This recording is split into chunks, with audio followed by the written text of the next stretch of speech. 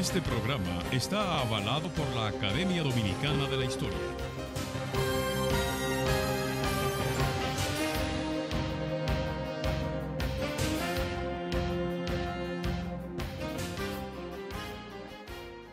Hola, pueblo dominicano. De nuevo con ustedes y su programa Momentos de la Historia.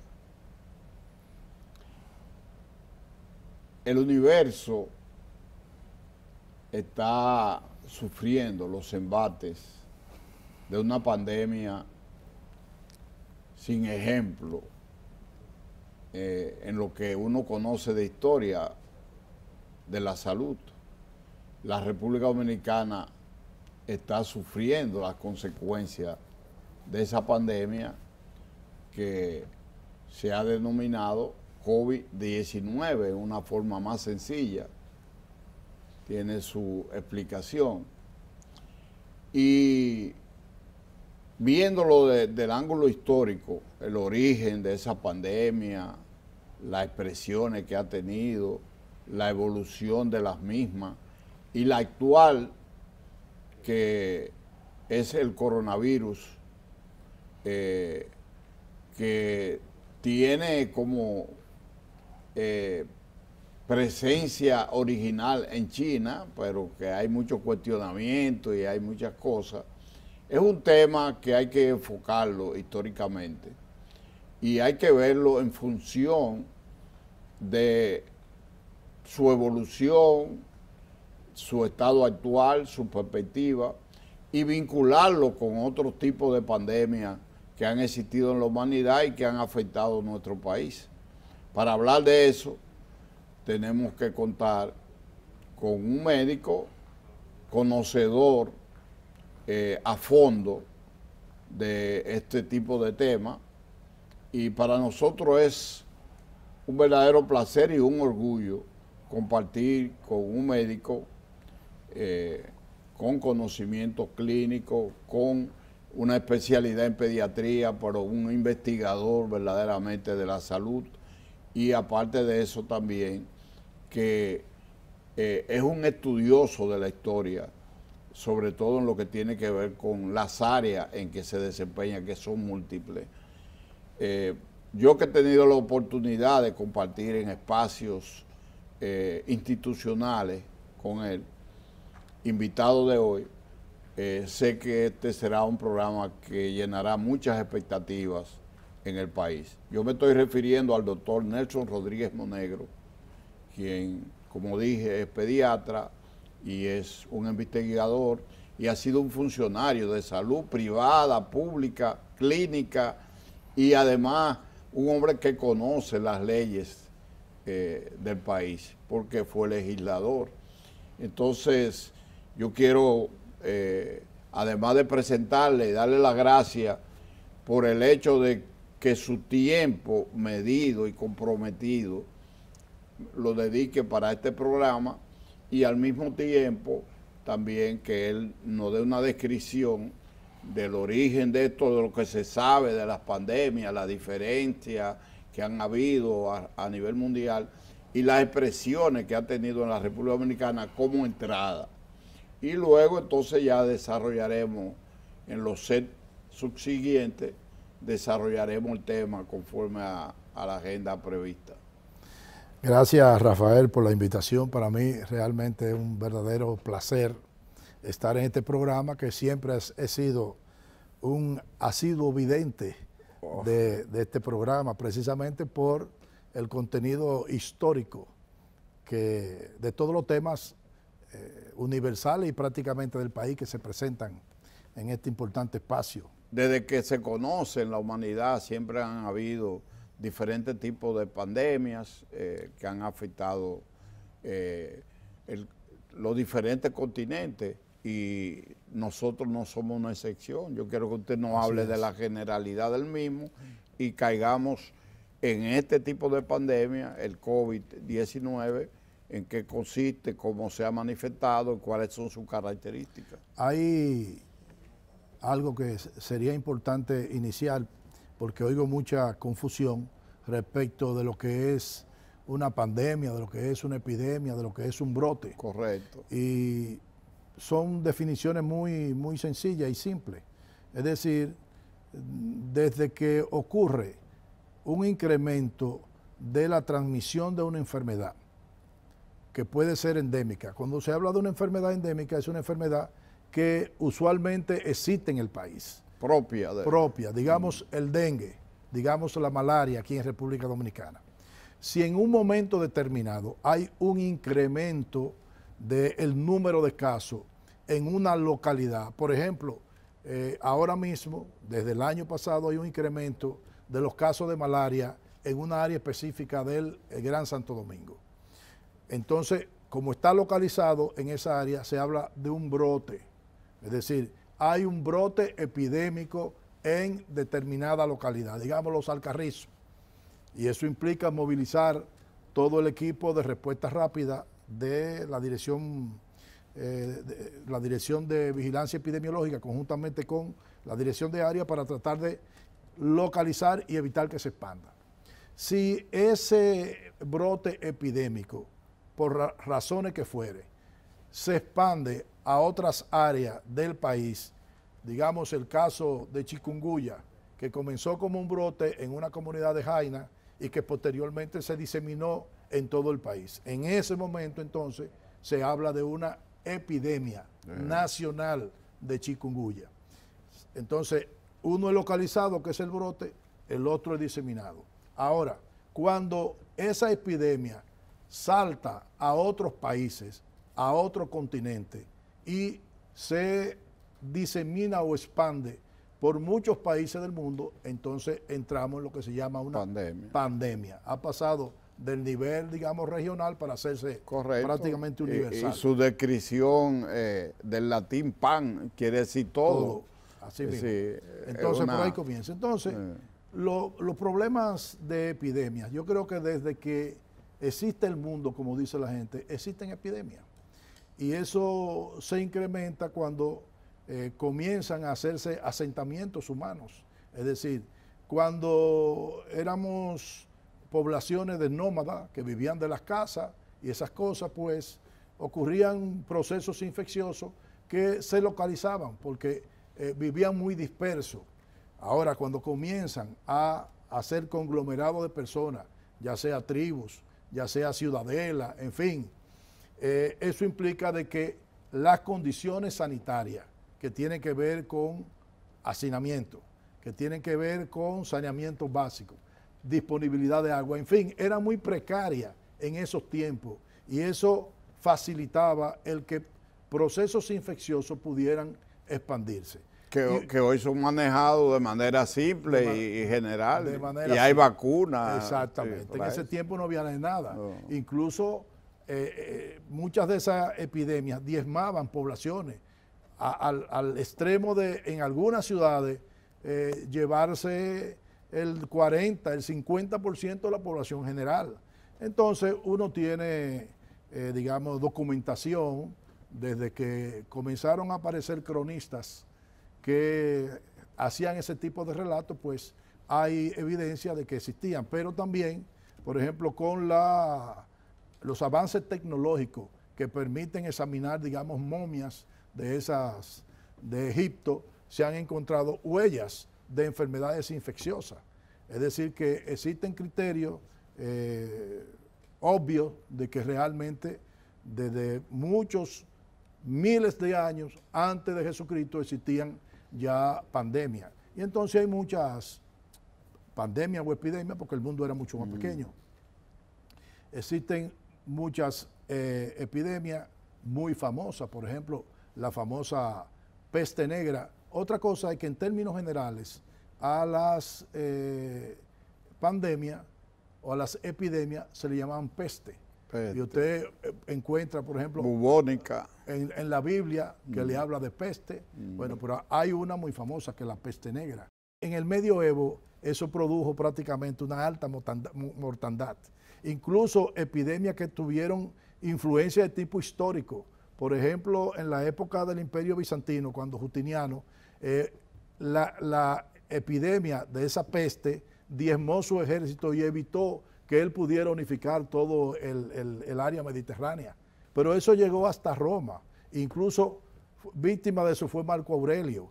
Y esa epidemia llegó a un momento en que en la propia Roma producía alrededor de 5.000 muertos diarios. Oiga bien de qué dimensión estamos hablando con respecto a esa epidemia. Con una población poblaciones que no se puede comparar con la actual. Esa llega, por ejemplo, a España, a Castilla, a Navarra, perdón, y el 78% de la población se fue eliminada por esa epidemia porque no había tratamiento. En el mismo Roma incluso se habla del movimiento de flagelado, que era gente que se daba con un látigo en la espalda para expiar su culpa, porque era producto del pecado, en fin. No, y entonces lo que hacían era concentraciones que multiplicaban el caso. Claro, y entonces en ese tiempo uno decía, bueno, pero que no había los medios de transporte de hoy. Sí, pero habían rutas comerciales. Correcto. Estaban los soldados, estaban los peregrinos. Los juegos que se desarrollaban, los deportes. Todo ese flujo de personas permitía que llegara la epidemia a otro sitio. Es decir, correcto. Y como la peste negra, usted va a encontrar ahí el tema del cólera. Es decir, se entiende que el cólera surge en Asia, sobre todo en la India, y precisamente por esta vía del comercio llega a Europa. ¿Y qué no produjo en Europa esas epidemias de cólera? Hasta que un médico inglés, John Snow, descubre que eran unas aguas contaminadas. Es decir, había un sitio común donde la gente iba a buscar agua y de ahí surgía. En un momento incluso movieron la toma de agua hacia una parte encima del Támesis y entonces disminuyó considerablemente. Disminuyó un lado y se expresó en otro. Entonces así pudo poco a poco ir delimitando dónde podía estar el agente causante de esa epidemia de cólera. Correcto. De esos tiempos. Vamos a hacer una pequeña pausa y en el segundo segmento vamos a darle continuidad a este tema, ya hablando de manera concreta para ver si llegamos a la actual, a nuestros días, la situación prevaleciente y la forma de contrarrestarlo, que no ha habido manera de que se produzca y cómo se proyecta y qué perspectiva y qué recomendaciones científicas hay. En breve continuamos con el doctor Nelson Rodríguez Monegro, quien es un invitado especial de Momento de la Historia, hablándonos de un tema que es propio de su conocimiento, de sus investigaciones científicas y de su haber profesional. En breve continuamos.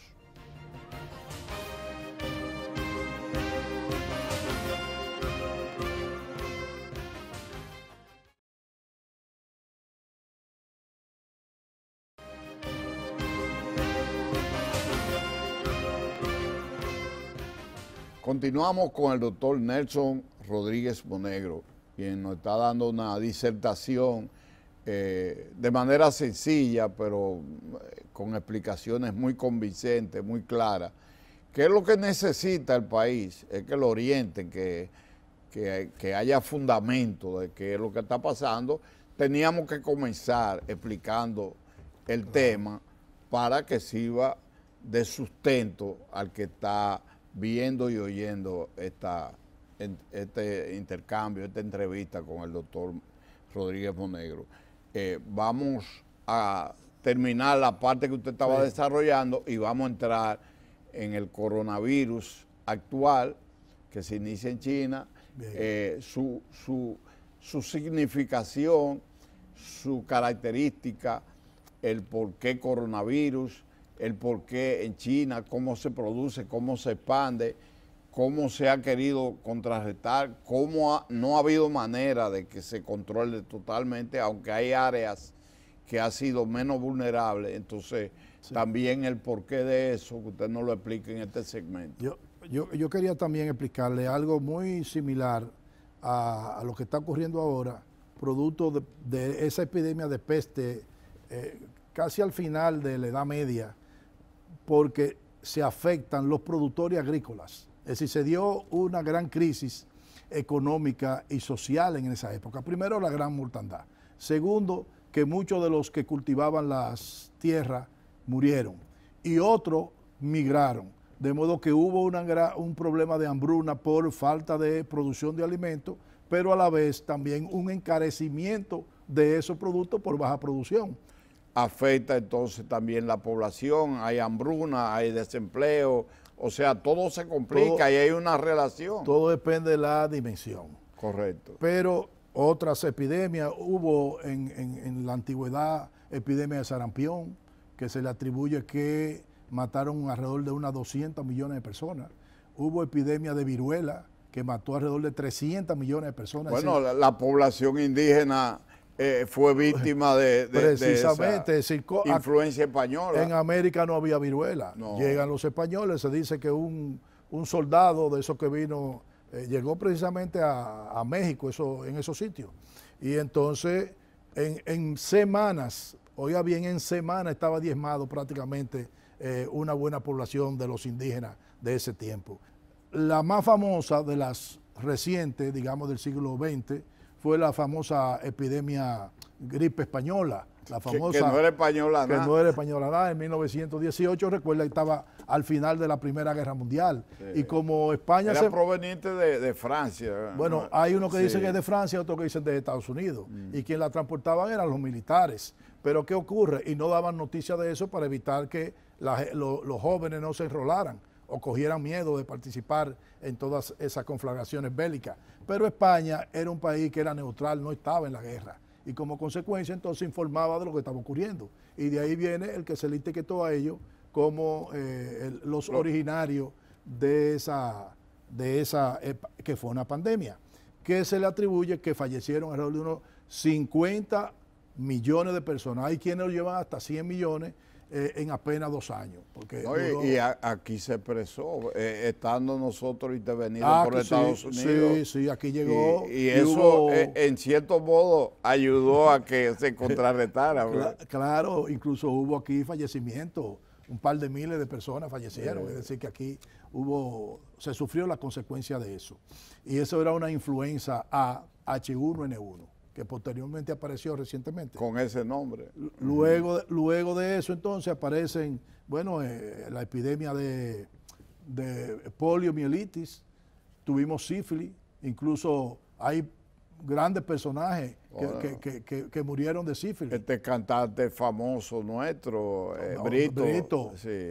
Pero Beethoven, Lincoln, es decir, una muestra de pelo de la esposa de Lincoln se encontró que tenía mercurio, que se usaba en esa época para tratar la sífilis. Era un antídoto. Y entonces ella murió por eso y los hijos de Lincoln también murieron prematuramente. De modo que por una deducción y una serie de sintomatología que tenía él, se habla de que él padeció de sífilis. Oscar Wilde, el famoso escritor. En fin. Hombres que no han, enfermos que no han dirigido. Se refiere casi a la mayoría de los presidentes claro. de estirpe internacional, de toda la clase y de todas las ideologías. Roosevelt padeció de poliomielitis, que esa fue otra también epidemia. Hasta que aparecieron las vacunas de algunas de esas enfermedades, como el sarampión, la misma poliomielitis, en fin. Más recientemente, bueno, tenemos la epidemia de VIH-Sida, es decir, que se estima que ha matado desde los inicios del 80, que inició, alrededor de unos 35, 36 millones de personas. Y ese ha cogido miedo los hombres. Era una realidad. Hoy en día, aunque no existe una vacuna para el VIH-Sida, pero se controla. Sí existen medicamentos que controlan la enfermedad. Se ha convertido de una enfermedad irremediablemente mortal a una enfermedad crónica, pero sí transmisible. Sí. Que con medicamentos la gente puede vivir su vida normal prácticamente. Bueno, tenemos el caso de este baloncestista Maye que todavía es dirigente de un equipo que jugó después que tenía eso. Así mismo. Se había retirado por años y volvió. Posteriormente, entonces, en el 2009, fue una pandemia también de influenza H1N1 que se inicia en México, que inicialmente se pensó en una una pandemia de tipo aviar, y a lo último se determinó que había provenido el virus de los cerdos, porcina. Posteriormente hemos tenido por aquí, no pandemia, pero sí epidemia, digamos, subregional. Hemos tenido el tema del chikungunya, del Zika, ébola en África. En fin, es decir que hoy en día es mucho más fácil que una infección llegue a otro país por la movilidad que hay. Antes se tomaba un barco y duraban meses en alta mar, ahí se moría o se resolvía. Ahora no, ahora una persona puede estar en China y al otro día estar aquí. Sí, y también eso contagia, porque por ejemplo, el tema que nos ocupa hoy, el COVID, quien lo trae es un italiano, que duró, yo creo que son alrededor de un mes, ¿verdad? No, y quedaba negativo. Bueno, después que tuvo ya y entonces finalmente él se salvó. Pero se salvó. Sí. Ahora Italia es uno de los países que tuvo mucha muerte, y ahora ellos tienen prohibido que vayan dominicanos allá cuando las cifras son así mismo. Pero ellos tendrán sus razones. En fin, y hasta llegar al tema que nos ocupa, que es el tema de los coronavirus, que son virus que se conocen desde el inicio de los años 60. Es decir, hay unos 6 o 7 coronavirus y entonces tienen una capacidad de mutar. Y entonces cuando se ocurre una mutación, el problema está en que si ese virus que está en ciertos animales tiene la capacidad de saltar al ser humano. Y entonces cuando se da una epidemia de coronavirus como fue el SARS en el 2002, y posteriormente el MERS en el 2012, hay una transmisión, pero digamos focalizada, porque ambas tienen una letalidad mucho mayor que la del coronavirus y mucho mayor que la de la gripe estacional. Entonces, ¿qué resulta? Cuando uno tiene una enfermedad que es rápidamente mortal, las posibilidades de expandirse son mucho menos. Y además, esas dos tenían una característica de que, en términos generales, se trataban como si fueran enfermedades de tipo laboral, porque si bien es cierto que hubo alguna transmisión de persona a persona, no era común la transmisión. Y entonces era una transmisión de animales a personas que trabajaban con esos animales, ya sea en mercado, ya sea en granja reproductora de los animales, o que incursionaban en el hábitat de esos animales, que es otro de los problemas que tenemos hoy en día, producto del tema económico y de la explotación de la naturaleza. El ser humano se ha metido en el hábitat natural de esos animales y tiene más oportunidades entonces el virus de saltar al hombre. ¿Y cuál es el tema? El tema, para que pueda, como ha ocurrido con el coronavirus, de la expansión exponencial, es por la transmisión de persona a persona y la forma como se transmite. Es decir, que no una proyección, aritmética. Sí, sino desproporcionada. Desproporcionada, sí. ¿Por qué? Porque se transmite a través de gotas de saliva o la contaminación de objetos. Por ejemplo, esta hoja que yo estoy manejando, si usted le pone la mano... está contaminada mi mano, se contamina. Y ahí sigue la cadena. Le voy a pedir un permiso para otra pausa y en breve seguimos. Ya aterrizaremos en el próximo segmento sin introducción para hablar de la expansión del coronavirus, del COVID-19, el manejo que ha habido y la actualidad del mismo. O sea, no se ha podido porque países desarrollados han tenido funcionarios, presidentes, reyes, que no han sabido orientar a la población. Y se han contagiado. Sí. Entonces, ese será el próximo tercer segmento, el más importante. Así que en breve seguimos con el doctor Nelson Rodríguez Monegro.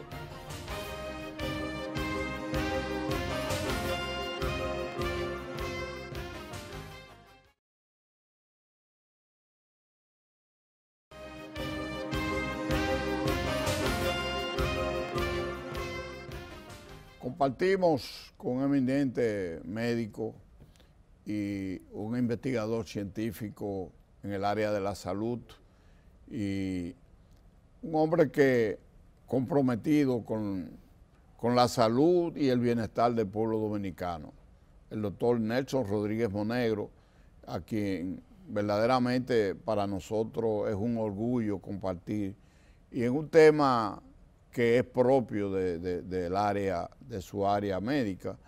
Estamos hablando de un tema de actualidad que tiene que ver con el curso de la historia del mundo y específicamente en una etapa muy difícil para el país porque se han combinado factores, un país que estaba en una situación de estabilidad y desarrollo económico, en una situación que compromete el empleo, el desenvolvimiento comercial, industrial y que anuncia proyecciones que no pueden ser las más agradables para la República Dominicana. Yo quiero que usted nos hable de la expansión de este virus a nivel mundial, el manejo que ha habido, correcto, la falla que ha habido y cómo se ha manifestado en el país la situación actual y sus perspectivas. Muy bien.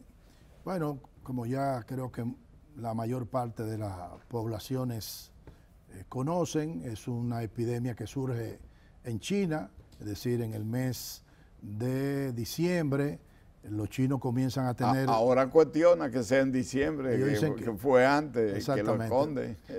Bueno, lo que está realmente documentado Exacto. Es que haya sido en diciembre, que tuvieron la aparición de una serie de pacientes con neumonía, que ellos no le atribuían el agente causal, hasta que tienen alrededor de unos 27 pacientes y le hacen la notificación a la Organización Mundial de la Salud. Es decir, hay una vigilancia con los procesos infecciosos pulmonares graves.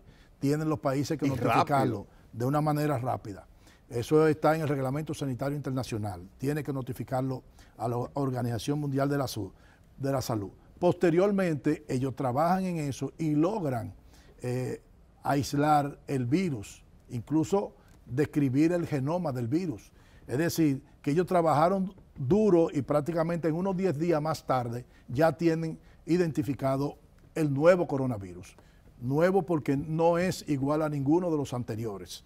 Entonces, les pasa toda la información y material genético a la OMS, otros países comienzan a trabajar y entonces comienza todo ese proceso desde ese momento de buscar medicamentos contra la enfermedad o contra el agente causal y a trabajar para conseguir una vacuna, que es una enfermedad altamente contagiosa por la forma de contagiarse a través de las gotitas, pequeñas gotitas de saliva, al hablar, al toser, estornudar. Las personas puede ser directamente inhalada por la persona que estén junto con el que esté contagiado o por objetos que puedan estar contaminados precisamente por esas gotas de saliva. Comienza un proceso, digamos, rápido de contagio, pero ellos también aplican medidas con una prontitud. No obstante eso, da lugar a que comiencen a aparecer en otros países los casos. Si mal no recuerdo, el primer país donde aparece un caso fue en Tailandia, también en Japón. En fin, luego en América los primeros países... Oye, Italia... Sí, no, pero antes de Italia aparece en Estados Unidos y aparece en Canadá.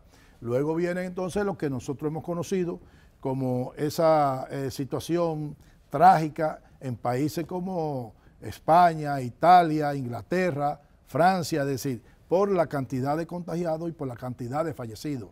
Como de una manera, digamos, controlada, pudo desbordarse la capacidad del sistema de salud en esos países y nosotros vimos el drama que se estaba presentando. Aquí en República Dominicana, pues nosotros tuvimos el tiempo para prepararnos. Desde la primera semana de enero, cuando ya se conocía que existía un problema en China, hasta la aparición del primer caso, estamos hablando, el 1 de marzo se diagnostica el caso del italiano. Bueno, aquí se comienzan a hacer acciones como son los controles en los puertos, sobre todo en los aeropuertos, pero esas son la medidas... temperatura sobre todo. Pero son medidas poco efectivas porque esta enfermedad tiene un periodo de incubación que va de 2 a 14 días y el promedio desde que una persona se contagia hasta que aparecen los síntomas está entre 5 y 6 días. De modo que una persona se pudo haber contagiado y pasar al tercer día por ahí y no va a tener absolutamente nada, pero es una persona que está en capacidad de contagiar. Bueno, se hizo lo que se podía en ese país y inmediatamente, trabajando con organismos internacionales como la OPS, se desarrolla el Plan Estratégico de Respuesta Nacional ante la Enfermedad.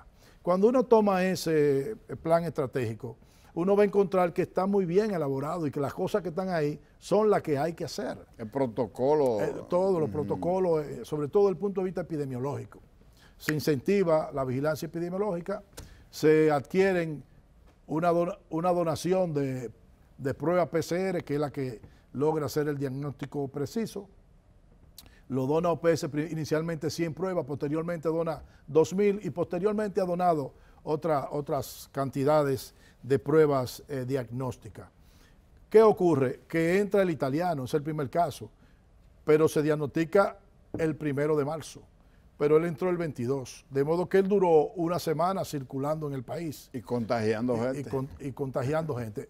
El otro caso emblemático de mal manejo fue el de la ciudadana dominicana que regresó creo que de Italia, y entonces se diagnosticó y la dejaron ir a su casa. Pero esa persona, salía antes de llegar a su casa, y hacía encuentros. Estuvo en Los Alcarrizos y allá en Villa Arriba, que era donde vivía, de la provincia Duarte,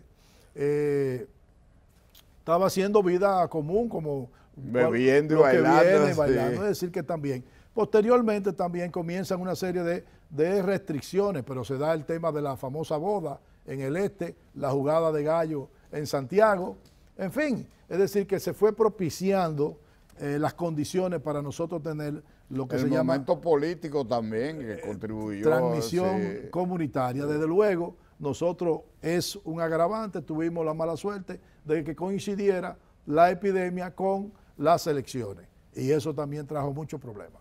Bueno, inicialmente el comportamiento de la epidemia en la República Dominicana era un comportamiento, digamos, muy light, muy suave, es decir, una aparición todos los días de nuevos casos, una línea prácticamente de ascenso casi acostada, muy lento. Ahí entran muchísimos factores que nosotros hablamos en su momento con Salubrita, que compartimos un grupo de chat, de la necesidad de hacer una caracterización del virus y la epidemia en República Dominicana, dado el comportamiento. Además hay que recordar que se estaba afectando más la clase media que la clase más vulnerable. Había una condición especial y ahí entraba el tema de que si el calor, hemos visto que el calor no eso afecta. Fue Tron que lo popularizó. Aquí no va a llegar porque la primavera lo va. El tema de la edad media del dominicano, que anda entre los 28 y 29 años, también era una cuestión que favorecía en la República Dominicana, de si realmente la población dominicana que vive en precariedades tiene un sistema inmunológico más potente que otra gente de otros países, el tema de que si hay alguna inmunidad cruzada con otros virus, en fin, hay muchas cosas en República Dominicana por determinar.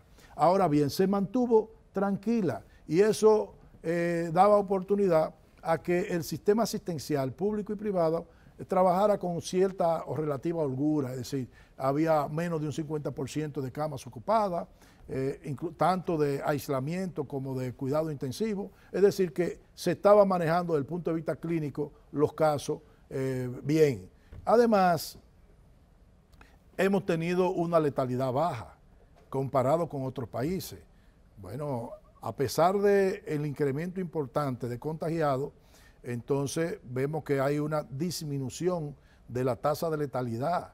Estamos actualmente en menos de 2. En menos de 2, 1.9. Cuando uno compara con otros países, un 5, un 7, un 9. Últimamente hay más desarrollo, muertos sí. desde el punto de vista absoluto, pero como se están haciendo mayor cantidad de pruebas, hay mayor cantidad de contagio. Entonces, cuando uno hace la ecuación de los fallecidos por la enfermedad y el número de contagiados, entonces disminuye, porque son más los contagiados proporcionalmente que los que mueren. Bueno, de todas maneras, íbamos bien. Había una presión desde el punto de vista económico, dada la particularidad de República Dominicana, de país en vía de desarrollo, con una informalidad del trabajo de un 60%, 57, 60% de informalidad, es muy poco probable de que la gente resistiera. Y en cierta forma comenzábamos a ver que la gente se estaba saliendo del tema de la restricción. Bueno, llega un momento en que dada esa condición de la epidemia en el país, vamos a hacer una apertura. Todo el tiempo conociendo del riesgo de la apertura. Se diseña una apertura en varias fases y entonces arrancamos en la primera. Cuando se arranca en la primera, eso fue como rumba abierta para baile. Entonces ya la gente salió a la calle, termina cuando quitan los toques de queda, es como decir... Una presión, ya la gente estaba tirada a la calle, ya no estaban obedeciendo. Ahora, no estaban obedeciendo. Entonces ahí entran varios factores. Primero, el confinamiento, el toque de queda, el distanciamiento social. Digamos que son medidas complementarias de la verdadera labor que tiene que hacerse para romper la transmisión de la infección en las comunidades. Y ahí yo entiendo que es donde República Dominicana ha fallado. Bien, vamos a profundizar sobre ese tema en el cuarto y último segmento. Y vamos a hablar también que usted nos compare algunos tratamientos de sustancias curativas, ivermectina, acitromicina, si eso realmente ha solucionado el problema, parece que no. Si lo mejora, pero también muchas recomendaciones caseras que se hacen y la perspectiva de manejo de esto, sus proyecciones, ya usted como médico nos diga qué hay que hacer en este momento y hacia dónde vamos y cómo la población puede contribuir a que este fenómeno pueda ser domeñado por la combinación popular y sobre todo porque aquí se crearon dos comisiones para el manejo de esto, que el Estado Dominicano y los sectores organizados puedan verdaderamente contribuir a que aquí la expansión no siga el ritmo que lleva. Así que nos queda un cuarto y último segmento con el doctor Nelson Rodríguez Monegro.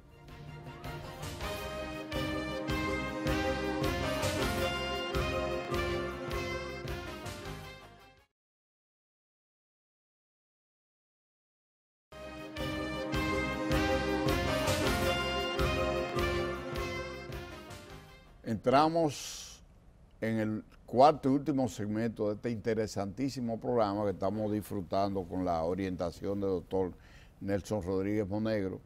Y yo creo que el tema fue introducido, de modo que yo no voy a hacer ninguna introducción para que usted aproveche el poco tiempo que nos queda. Muy bien, yo pienso que la mayoría de las acciones se han concentrado en la parte asistencial, el tema médico, atender los enfermos, tener las camas, en fin.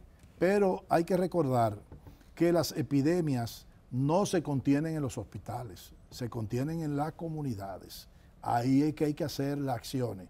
Si yo puedo controlar, disminuir el contagio en la comunidad, eso va a generar menos presión de demanda de servicio a los hospitales y se salvan más vidas. Entonces, ahí es donde yo creo que hay que acentuar las acciones. Primero es el tema de la vigilancia epidemiológica comunitaria. ¿Qué ocurre? Que algo que no pudimos superar es el acceso a las pruebas. Si bien es cierto que la prueba PCR es la prueba para hacer el diagnóstico de la enfermedad, no menos cierto es que es la herramienta fundamental para usted hacer las intervenciones focalizadas en las comunidades de acuerdo al número de casos que se presentan. Usted tiene que ir a los sitios donde están surgiendo los casos, hacer proactivamente búsqueda de sintomáticos respiratorios, hacerle la prueba, aislar a lo positivo, levantar el mapa de contacto de esa persona. Toda la persona que ha tenido algún tipo de contacto con esa persona que salieron positivas tiene que ponerse en cuarentena. Pero no es ponerlo en cuarentena y olvidarse de ello, tiene que tener un personal que diariamente lo esté vigilando para ver la aparición o no de síntomas. Si usted logra hacer eso, evidentemente que usted va a disminuir el contagio. En segundo lugar, usted ha visto que las mismas autoridades han dicho que el 80% de las pruebas que se hacen las hace el sector privado. El sector privado no es al que le compete ir a las comunidades a hacer pruebas, sino que el sector privado hace pruebas de acuerdo a demanda o por una prescripción de un médico a una persona que tiene síntomas subjetivos o ha estado en contacto con un positivo, o porque la persona, motu propio, vaya a buscar esa asistencia. De modo que eso no tiene nada que ver con la estrategia comunitaria. Entonces, el Ministerio de Salud, de la forma que sea, tiene que hacer que haya accesibilidad a esa prueba y que las direcciones provinciales de salud en todo el país cuenten con la prueba.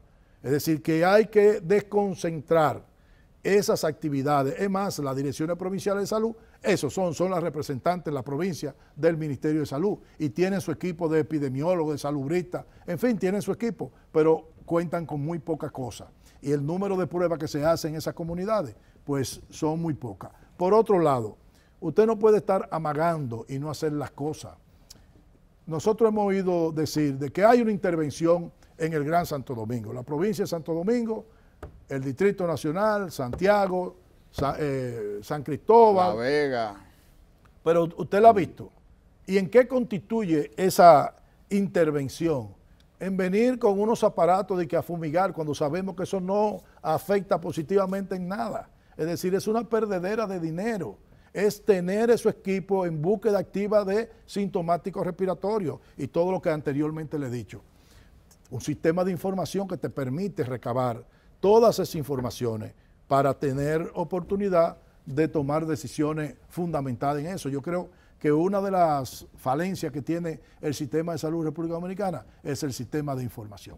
Hay otro tema, es decir, en esas comisiones están compuestas por médicos clínicos, que son muy buenos médicos clínicos. Entonces, ¿a quién le corresponde la contención de la enfermedad en la comunidad? A los epidemiólogos, a los salubristas. Nosotros no hemos visto ningún epidemiólogo ni salubrista en esas comisiones. Eso no quiere decir que no tengan un equipo técnico de soporte, ellos, pero yo creo que eso ha sido una debilidad. Por otra parte, no es una responsabilidad esta epidemia solamente de las autoridades de salud, es de todo el mundo. Entonces, había que hacer una amplia convocatoria de todos los actores del sector salud, pero además una vinculación con las comunidades. Otra cosa que ha faltado, amigo Rafa, es una estrategia comunicacional unificada, que a la gente le llegue la información veraz. Entonces yo creo que ha habido mucha debilidad. Es más, en el momento que se iba a iniciar la desescalada, era un momento para intensificar los mensajes de la conducta que tenían que tener las personas como consecuencia de los riesgos. Porque ahora se quiere decir que esa gente es la responsable. Sí, tiene una alta responsabilidad, pero recordemos que nosotros tenemos una población con baja instrucción, baja formación, y hay que tomar, y además las necesidades de por sí de esa gente de que sale a la calle a buscársela.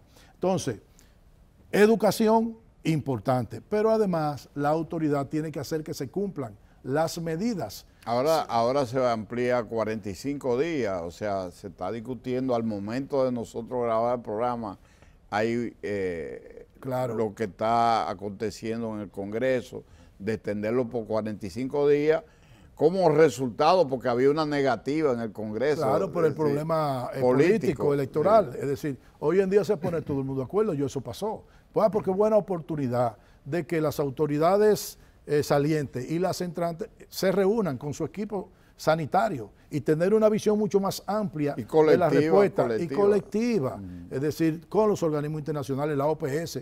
La OPS ha jugado un papel extraordinario. Oye, aquí. muy importante. La misma OMS es otra cosa, que estamos en la presencia de un virus nuevo y se está aprendiendo sobre la marcha. A veces quieren cargarle el dado a la OMS con fallas que ha tenido. Bueno, pero es producto de que en un momento determinado hay que dar algunas instrucciones y sobre la marcha irla corrigiendo de acuerdo a las evidencias. Es decir, que eso es importante. Bueno, yo creo, para redondear, primero que es necesario en la situación que tenemos hoy de el incremento de la contagiosidad, la tasa de contagio pasó de alrededor de un 17%, es decir, de 17 positivos de cada 100 pruebas que se hacían, ahora estamos alrededor de una 26, 27 positivas. Es importante, pero lo que está ocurriendo en los centros de salud, evidentemente que tiene que ponerte... Que no hay suficiente espacio. Entonces, no está colapsado, como han dicho muchos, pero sí está en el borde de su máxima capacidad. Entonces hay que intervenir. Y creo que nosotros tenemos que tener la interesa de dar un paso hacia atrás, es decir, de retomarlo de nuevo. Aquí hay que forzar el confinamiento de nuevo. Yo no creo que sea a nivel nacional, sino que precisamente como tienen identificado cuáles son las provincias o municipios donde mayor incidencia de nuevos casos hay, bueno, eso ahí hay que imponer incluso toque de queda, a lo mejor con un rango mucho más alto. La población tiene que tener por conocimiento que actualmente que no existe vacuna, ni existe un tratamiento específico, sino que es un tratamiento sintomático. La mejor vacuna que tenemos es distanciamiento físico, el uso de la mascarilla y extremar el aseo e higiene, sobre todo el lavado periódico de las manos. Esas son las 3 medidas más importantes en este momento para usted evitar contagiarse y evitar contagiar a otras personas. Muy bien, yo creo que un programa con su óptica, con su exposición clara, precisa y educativa, no tendría límites de tiempo, pero yo creo que hemos contribuido a edificar bien la población con un programa que ha recogido la evolución histórica de todo este tipo de problemas que nos afectan. Y una cosa importante que me decía de las cuestiones, señores, no se lleven de la gente y de todas esas cosas de tratamiento casero que hay por ahí. El tema de que haciendo gárgara con agua salada, el tema del limón, en fin, no se lleven de eso, señores. Si de jengibre, de sé yo cuánto. Son muchísimas cosas que salen productos. Podrían ser positivos, pero no resuelven el problema. Pero no curan la enfermedad, olvídese de eso. Trate de ir, si tiene algún tipo de sintomatología, ir a su médico. No se lleven, lamentablemente en República Dominicana la gente se lleva, primero aquí cualquier médico, y receta, y la gente se lleva. Entonces, que es lo peor. Mantengan distanciamiento, mascarilla y lavado de las manos. Muy bien, solo nos resta agradecer su presencia, su participación brillante en este programa, que para mí no es ninguna sorpresa, y el compromiso de tenerlo para este y muchos temas que usted pueda abordar desde el punto de vista de la historia dominicana, no solamente en salud. Por lo tanto, nosotros agradecemos a la teleaudiencia de Momento de la Historia por permitirnos un programa de calidad con un invitado especial como el doctor Nelson Rodríguez Monegro, a quien le reiteramos nuestro agradecimiento, nuestra admiración y además la gran exposición que ayuda en un momento preciso, oportuno, llevarle un mensaje que contribuya a que la población haga conciencia de su papel para que esto pueda ser controlado conjuntamente con las autoridades y todo el sector médico y relacionado con la salud del pueblo dominicano. Así es que hasta una próxima entrega de Momentos de la Historia en su canal 4 RD.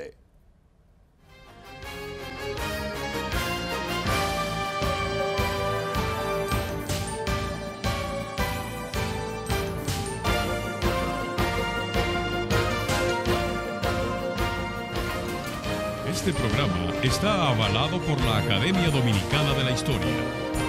Comisión Permanente de Efemérides Patrias. Presentaron